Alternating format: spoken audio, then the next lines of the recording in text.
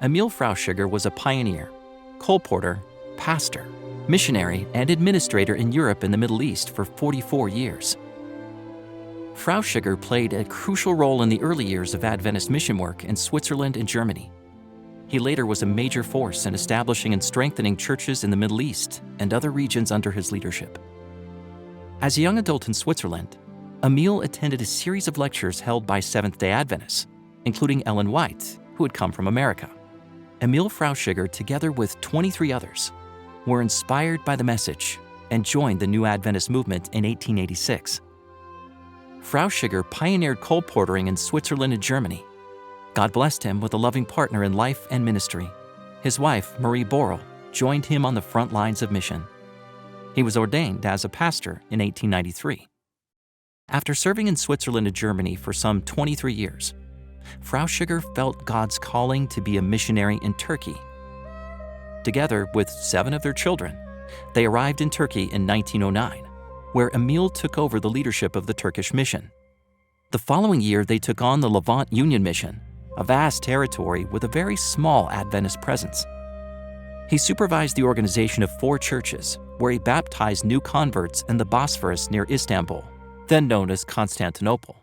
Frauschüger and a few Adventist workers labored in challenging circumstances, facing imprisonment and continual persecution.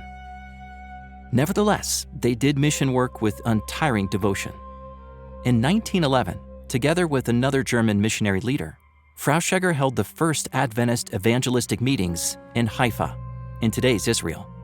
It was also in Haifa where they planned a Bible Workers Institute for those in that region.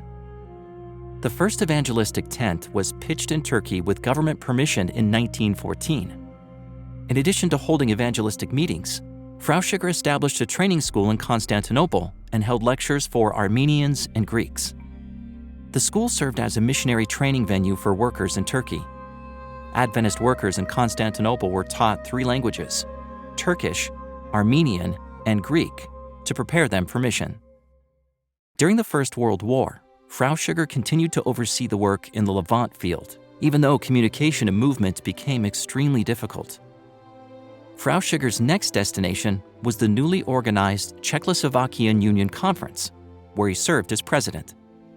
The means were so scarce there that workers hardly had the money for food to survive. Frauschüger began canvassing and eventually managed to establish a printing house to sell Adventist literature. However, he quickly became burned out. Decades of hard work and sacrifice had taken a severe toll on his health. As a result, he decided to return to his home country of Switzerland. From 1924 onwards, he worked as a pastor in the German-Swiss Conference and retired a few years later in 1930. Even after retirement, Frauschüger continued to be active in ministry, engaging in activities such as documenting the beginnings of Adventists in Switzerland and Germany in the official church magazine Advent Echo. Emil Frauschüger died on January 8, 1947. He was 82 years old. His legacy can still be discerned in many of the countries where he worked. Read the entire articles about Emil Frauschüger and others in the Encyclopedia of Seventh-day Adventists at encyclopedia.adventist.org.